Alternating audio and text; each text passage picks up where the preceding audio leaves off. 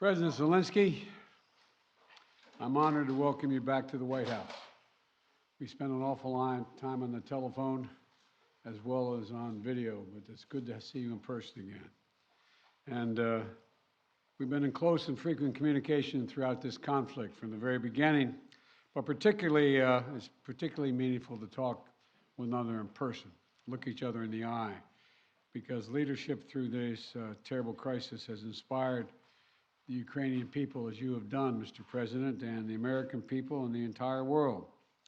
This visit to Washington, your first trip outside Ukraine since February, comes as President Putin is escalating his attacks, his brutal attacks, targeting critical infrastructure to make life as hard as possible for not only innocent Ukrainians, but children and young children, and everything from orphanages to schools. It's just outrageous what he's doing. And as we've heard, as we head into the new year, it's important for the American people and for the world to hear directly from you, Mr. President, about Ukraine's fight and the need to continue to stand together through 2023. This visit also falls on the 300-day mark of Russia's brutal invasion of Ukraine. 300 days since Putin launched an unprovoked, unjustified, all-out assault on the free people of Ukraine. 300 days of Ukrainian people showing Russia and the world their steel backbone, their love of country, and their unbreakable determination, and I emphasize unbreakable determination, to choose their own path. To the Ukrainian people, I say to them all, you have demonstrated, you have shown your strong stand against aggression in the face of the imperial appetites of autocrats who wrongfully believe they might be able to make might right, and they're not able to do it. Thus far, they've stood alone, and but you haven't stood alone. You have had significant help. We've never stand alone. You will never stand alone. When Ukraine's freedom was threatened, the American people, like generations of Americans before us, did not hesitate. The support from all across this country, Americans of every walk of life, Democrats and Republicans alike, had the resources and to rebound and resounding united way to provide unequivocal and unbending support for Ukraine. Because we understand in our bones that Ukraine's fight is part of something much bigger. The American people know that if we stand by in the face of such blatant attacks on liberty and democracy and the core principles of sovereignty and territorial integrity, the world would surely face worse consequences. And as I said, when Putin rolled his tanks into Ukraine in February, American people are prepared to have us stand up to bullies, stand up for freedom. That's who we are as Americans, and that's exactly what we've done. Even before the invasion began and Putin threatened Ukraine by building up his forces, we helped make sure Ukraine would be prepared to defend itself, even before they crossed into Ukraine. We provided a steady stream of defensive weapons, including air defense systems and artillery, ammunition, and so much more. And we've not done it alone. From the very beginning, the United States rallied allies and partners from around the world to stand strong with Ukraine and impose unprecedented, and I emphasize unprecedented, sanctions and export controls on Russia, making it harder for the Kremlin to wage this brutal war. More than 50 nations have committed nearly 2,000 tanks and other armored vehicles, more than 800 artillery systems, more than 2 million rounds of artillery ammunition, and more than 50 advanced multiple rocket launching systems, anti-ship and air defense systems, all to strengthen Ukraine. Together, we provided billions of dollars in direct budgetary support to make sure the Ukrainian government can keep providing basic fundamental services to the Iranian people, like health care, education, and emergency personnel. This includes another $2 billion that in direct budget support from the American people that the World Bank distributed earlier this week. We provided humanitarian assistance to help the millions of Ukrainians who have been forced to flee their homes because of Putin's inhumane, brutal war. Communities across Europe have opened their hearts and their homes to help Ukrainians in need. The United States has been proud to welcome more than 221,000 Ukrainians seeking refuge since March of 2022, including as part of Uniting for Ukraine, as part of our Uniting for Ukraine program. And today, USAID is committing more than $374 million in urgently needed humanitarian assistance for Ukraine. This will help provide food and cash assistance for more than 1.5 million Ukrainian people, as well as access to health care, safe drinking water, and help stay warm in the winter for more than 2.5 million Ukrainians. The United States and our allies and partners around the world have delivered a broad range of assistance at historic speed and has been critical to bolstering Ukraine's success thus far. Ukraine has won the Battle of Kyiv, has won the Battle of Kherson, has won the Battle of Kharkiv. Ukraine has defied Russia's expectations at every single turn. And President Zelenskyy, you have made it clear that he is open to pursuing, well, let me put it this way. He's not open, but you're open to pursuing peace. You're open to pursuing a just peace. We also know that Putin has no intention of stopping this cruel war. And the United States is committed to ensuring that the brave Ukrainian people can continue to defend their country against Russian aggressions as long as it takes. And I want to thank the members of Congress for their broad bipartisan support to Ukraine. And I look forward to signing the omnibus bill soon, which includes $45 billion in additional funding for Ukraine. I'll also sign into law the National Defense Authorization Act, which includes authorities to make it easier for the Department of Defense to procure critical munitions and defense materials for Ukraine and other key materials to strengthen our national security. Today, I'm announcing the next tranche of our security assistance to Ukraine. $1.85 billion package of security assistance that includes both direct transfers of equipment that Ukraine needs, as well as contracts to supply ammunition Ukraine will need in the months ahead for its artillery, its tanks, and its rocket launchers. Critically, in addition to these new capabilities, like precision aerial munitions, the package will include a Patriot missile battery, which will train Ukrainian forces to operate as part of the ongoing effort to help bolster Ukraine's air defense. It's going to take some time to complete the necessary training, but the Patriot battery will be another critical asset for Ukraine as it defends itself against Russian aggression. Altogether, today's new security assistance with humanitarian funding amounts to $2.2 billion in additional support for the Ukrainian people. We should be clear about what Russia's doing.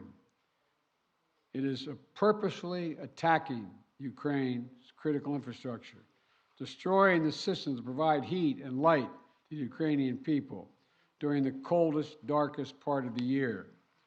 Russia is using winter as a weapon, freezing people, starving people, cutting them off from one another. It's the latest example of the outrageous atrocities the Russian forces are committing against innocent Ukrainian civilians, children, and their families.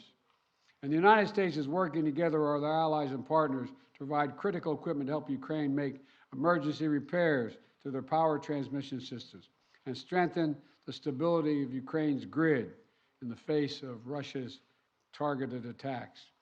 We're also working to hold Russia accountable, including efforts in Congress that will make it easier to seek justice for Russia's war crimes in Ukraine.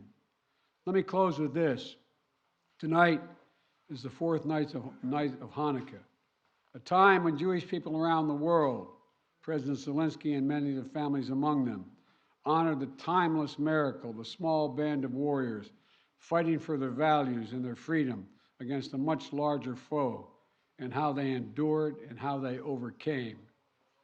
How the flame of faith, with only enough oil for one day, burned brightly for 8 days. A story of survival and resilience that reminds us that the coldest days of the year, that light will always prevail over darkness, and hope drives away despair. And that the human spirit is unconquerable as long as there are good people willing to do what is right. This year has brought so much needless suffering and loss to the Ukrainian people. But I want you to know, President Zelenskyy, I want you to know that all the people of Ukraine to know as well. The American people have been with you every step of the way, and we will stay with you. We will stay with you for as long as it takes. What you're doing, what you've achieved, it matters not just to Ukraine, but to the entire world. And together, I have no doubt we'll keep the flame of liberty burning bright, and the light will remain and prevail over the darkness. Thank you for being here, Mr. President. We're going to stand with you.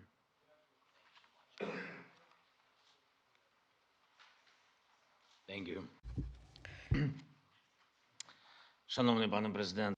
Dear Mr. President, please put on the equipment. Once again, Mr. President, President Biden, audience, journalists, ladies and gentlemen. I came here to the United States to forward the word of thanks to the people of America, people who do so much for Ukraine. I am thankful for all of this. This visit to the United States became really a historic one for our relations with the United States and the American leadership. In the last 30 days of this war, we have started a new phase of our interrelations with the United States. We became a real partners and allies with the content. And I felt today during all of my meetings and during our talks. Once again, I would like to thank Mr. President, President Biden, for his candid support and what is very important, the understanding of Ukraine, and for the support of the international coalition to strengthen international law. I am grateful to President Biden for his personal efforts, his steps that unite the partners and global South. When all countries of the world take some position and are focusing on cooperation and mutual understanding, this is very useful for all of the countries, for Ukraine, for the United States. I want to thank the Congress for bipartisan, bicameral support, and I am looking forward to good meetings with the members of the Congress and their support. This is the visit that I'm here today to meet with the Congress. The main issue during my today's talks is to strengthen Ukraine. Next year, our movement forward to fight for our freedom and independence. I have good news returning home. President Biden announced a new package of defense support, about $2 billion, and the strongest element of this package is the Patriot battery systems, something that will strengthen our air defense significantly. This is a very important step to create secure airspace for Ukraine, and that's the only way we would be able to deprive the terrorist country and their terror attack to strike our energy sector, our people, and our infrastructure. We had a very good negotiation and talks about our strategic steps, which we discussed with President Biden, and what we expect next year and for what we are preparing. This is very important for all Ukrainians, and I am hopeful. And once again, thank you, Mr. President, for $45 billion. Because this is a big assistance, and I hope that the Congress will approve this financial assistance for our country. This is almost $45 billion. Thank you very much for the support. Every dollar of this investment for the United States is going to be strengthening of global security. I know that the American leadership will be strong and will play important role in global scope. And the United States will help us to defend our values and independence. And regardless of changes in the Congress, I believe that there will be bipartisan and bicameral support. And I know that everybody works for this. And of course, during all of my meetings today, we discussed issues of standoff against terror of Russia, their destruction of our energy infrastructure. We need to survive this winter. We need to protect our people, and we need to be very specific in this area. This is a key humanitarian issue for us right now. This is the survival issue.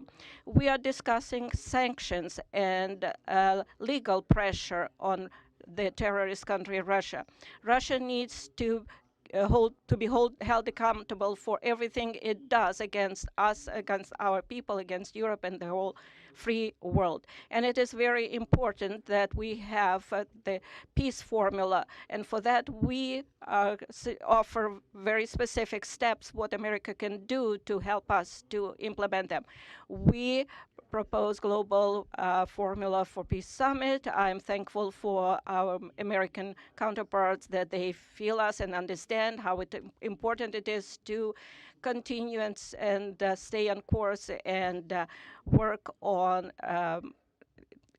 integrity of the country and international rule of law. We will also need, as soon as our defense capabilities will be strengthened in the next few months. I don't want to discuss it in details right now. I believe you understand why, but I am very grateful to President Biden. Thank you for your attention to all of these issues. Glory to Ukraine. Very much, Mr. President. We're going to take questions from 4 different reporters, and I'm going to start with Alex of Yahoo News.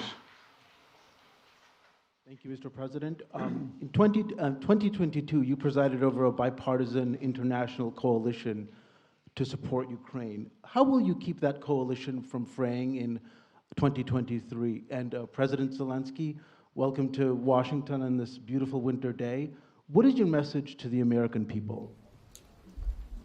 Well, in answering your question first, I'm not at all worried about holding the alliance together, NATO and the European Union, as well as other nations.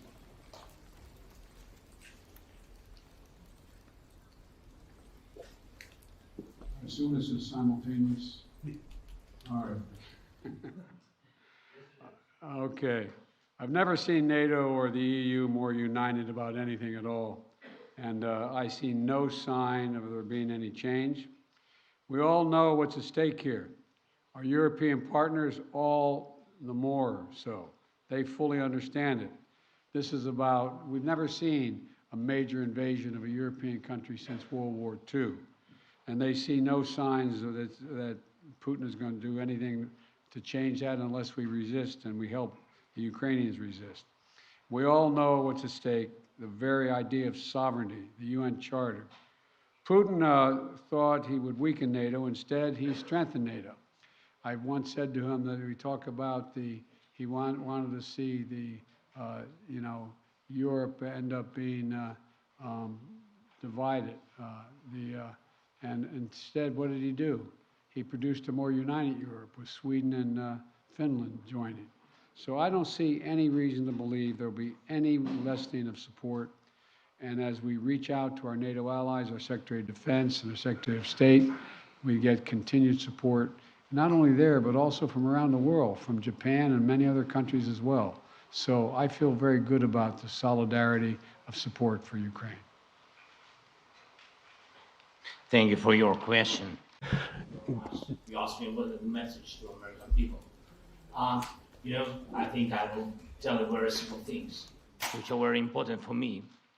And I think so that we have the same values and the same understanding of the life, the sense of the life. My message, I wish you peace. I think that is the main thing, and you understand it only when the war in your country, when somebody like these terrorists from Russia come to your houses And I wish you to see your children alive and adult. And I wish you to see your children when they will go to universities and to see their children. I think that is the main thing what I can wish you. And of course, to be together with us, jointly, because we really fight for our common victory against this tyranny. That is real life. And we will win. And I really want win together. Thanks so much. Not want, sorry, I'm sure. You call on one of your people, press person? Yeah.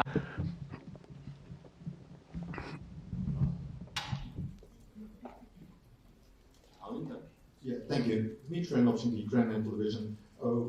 President Zelenskyy, President Biden, I got a question to both of you, but firstly, as Ukrainian, and I mean it, I want to thank the United States for supporting my country. And, you know, my family is in Ukraine, and I definitely understand they will not be alive today if America will not support my country, both politically and militarily. So thank you for this. It's honest. We will.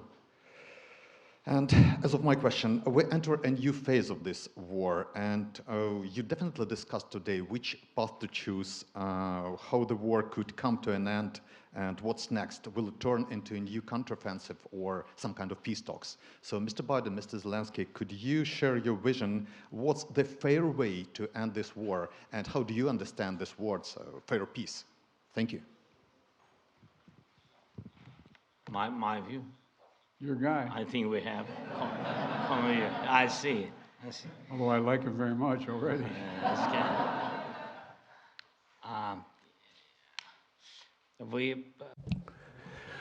You have started this question.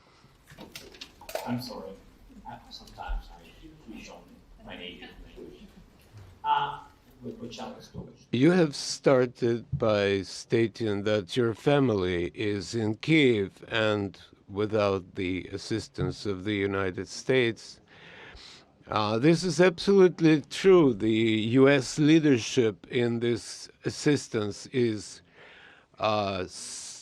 strong, and again, yeah, I would like to remind you that U.S. family will be in danger without the armed forces of Ukraine, which is very important. That concerns your questions per se. What would you like to hear? Just peace? I don't know. I don't know what just peace is. It's a very philosophical description. If there is a just war, I don't know.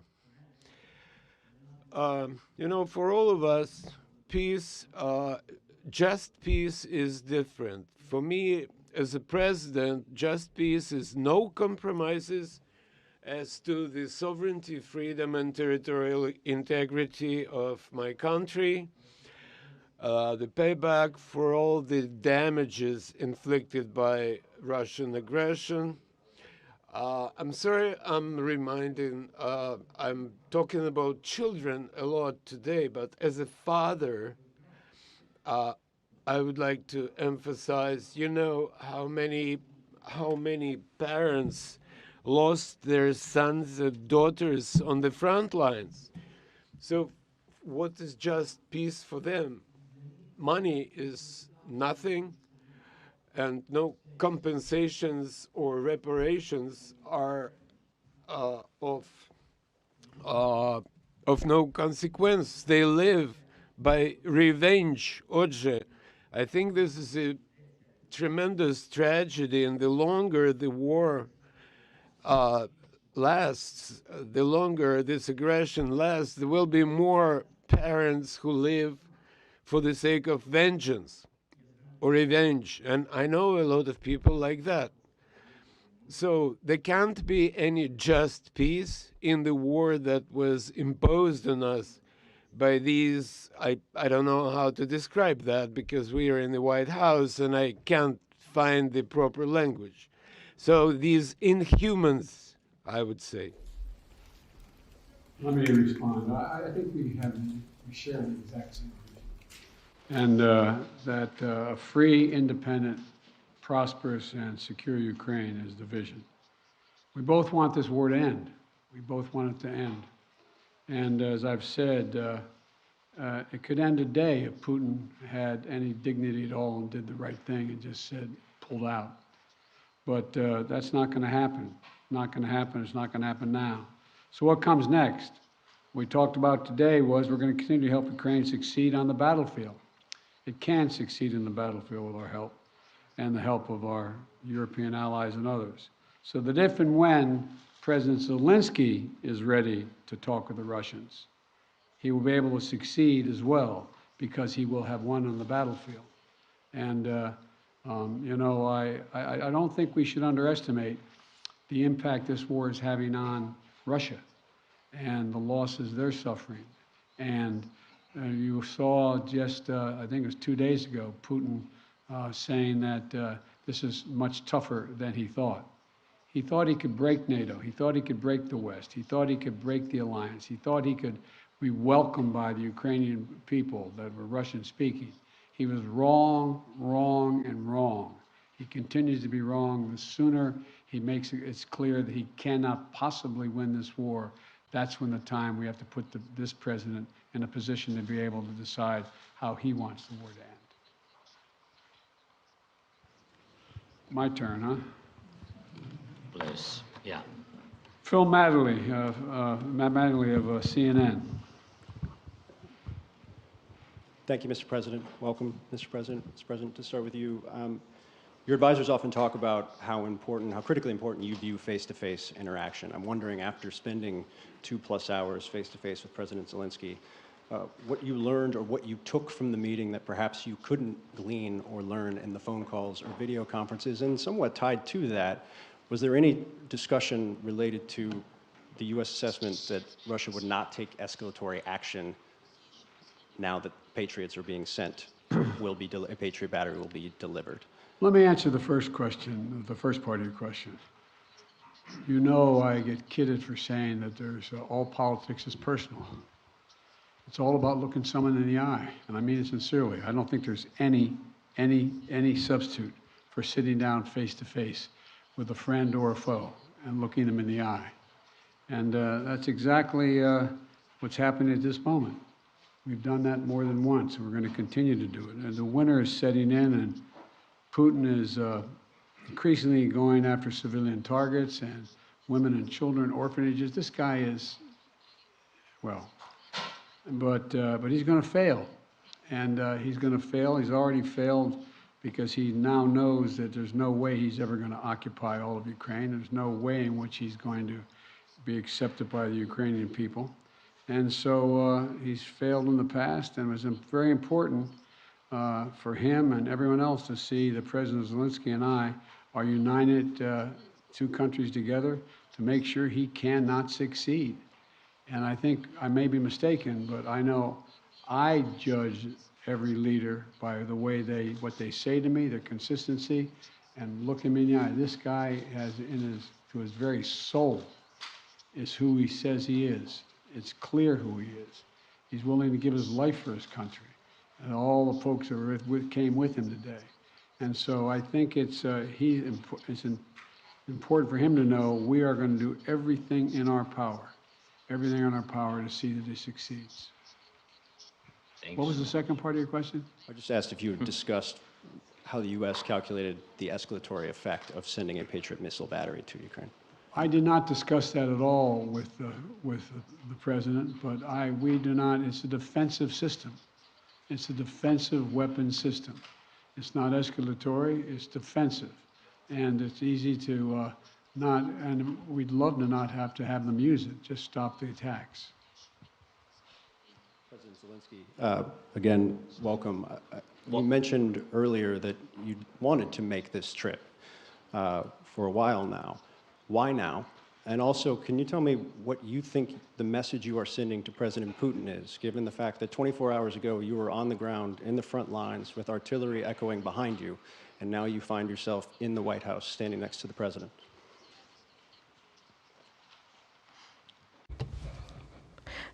Thank you very much for your question. As to what is the message for Putin, I am standing here in the United States with President Biden on the same podium because I respect him as a person, as a president, as a human being for his position. And for me, this is a historic moment. I can send messages to President Biden. For example, if it's not serious, you said, what's going to happen after Patriots are installed? After that, we will send another signal to President Biden that we would like to get more Patriots. That is a lie. We are in war. I'm sorry. I'm really sorry. That is my appreciation. As to President Putin, in 2019, we had a Normandy meeting. In 2019, I became the president of Ukraine, and at that time, we were sending maximum messages to President Putin, telling him that there shouldn't be a full-scale invasion, to stop aggression, to renew our territorial integrity, to find diplomatic solution. God forbid, we should not have a full-scale war. At that time, he said, it won't happen. He was lying. So what kind of message I can send him after he actually destroyed our life, is destroying our life? He can even go further, somewhere where the Soviet Union stayed before this, so he might want to invade those territories too. I believe that there is something mortal about his inadequate approach to the world. Why we need to send him a message? He needs to be interested in getting attention from the world, because he is not a subject of civilized people. He should be interested in trying to save something of his culture and history of his country. So that's his problem now. This will be the last question. Olga Koshelenko, 1+1 TV channel. When the full-scale invasion started, U.S. officials said that Ukraine cannot receive Patriots because, as you said, it might be unnecessary escalation. And now it is happening. Right now, today, it is happening. And now Ukraine desperately needs more capabilities, including long-range missiles, ATACMS. Maybe I sound naive, but can we make a long story short and give Ukraine all capabilities it needs and liberate all territories rather sooner than later? Thank you. Well, his answer is yes.